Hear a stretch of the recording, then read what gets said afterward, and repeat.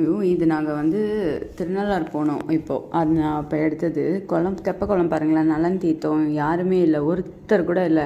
ஆனால் ரொம்பலாம் விடியலை, கொஞ்சம் தான் விடிஞ்சிருந்தது. காலையிலே கிளம்பி போயாச்சு, வெயில் இல்லைங்கிறதுனால கிளம்பி போனோம். ஆனால் போனதுக்கப்புறம் நல்லா வெயில்.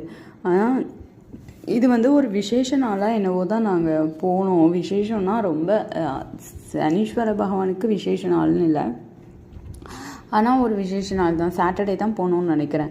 போயிட்டு அப்படியே காரைக்கால்லாம் போயிட்டு வருவோன்ட்டு போனோம். அவ்வளோ அது நலன் தீர்த்தத்துக்கு பின்னாடி உள்ள பிள்ளையார் தான், தொப்பக்குட்டி அது உட்காந்துருக்கு பார்த்தீங்களா, அதை சுற்றி உள்ள இடத்துல தான் எடுத்துகிட்டு இருந்தோம். இங்கே கிணறு கூட இருக்கும், கிணறு கூட மூடி வச்சுருப்பாங்க. இந்த வரைக்கும் பாருங்கள், இந்த கிணறு இது மூடி வச்சுருக்காங்களா. இங்கேருந்து பார்த்தாலே வந்து பின்னாடி தெப்பக்குளம் தெரியும்.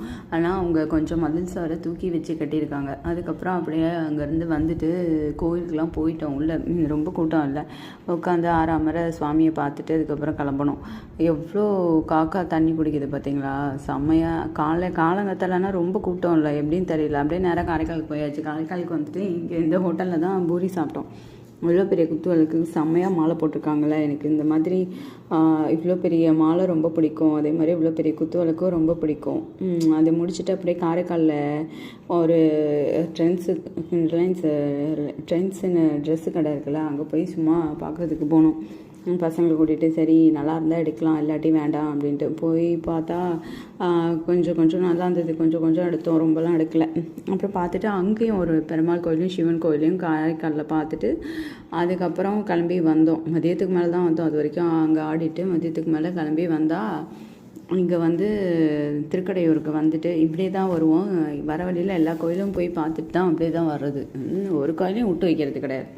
எல்லா கோயிலையும் வேடிக்கை பார்த்துட்டு சுவாமியை பார்த்துட்டு அப்படியே வர்றது. அப்போ பார்த்துட்ருக்கிறப்போ அந்த திருக்கடையூர் கோயில் கோபுரத்தை எடுத்துகிட்டு அதுக்கப்புறம் வந்துட்டு வீட்டுக்கு பக்கத்தில் உள்ள பெருமாள் கோயிலில் வரும்போது இருட்டிடுச்சு. எல்லாம் லைட்லாம் போட்டிருக்காங்க பாருங்கள், ஸ்ட்ரீட் லைட்டு, பைக்லாம் லைட் போட்டு. அப்புறம் வந்து இந்த பெருமாள் ஸ்ரீனிவாச எம்பெருமாள் ரொம்ப பிடிக்கும் எனக்கு, அவ்வளோ பிடிக்கும் ஸ்ரீனிவாச எம்பெருமாளை. இந்த கோயிலை சுற்றி வர்றதே வந்து முன்னாடிலாம் இந்த கோயில் கட்டினது, ஆனால் அந்த கோயில் கட்டி ஒரு 10 வருஷத்துக்குள்ளே தான் இருக்கும். ஆனால் இதுக்கு முன்னாடி இந்த கோயில் எந்த இடத்துல இருந்ததை எடுத்துகிட்டு வந்து இங்கே கட்டியிருக்காங்கன்னு தெரியல.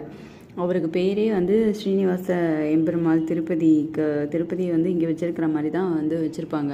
அலமேல் மங்கை தான் அவங்களுக்கு.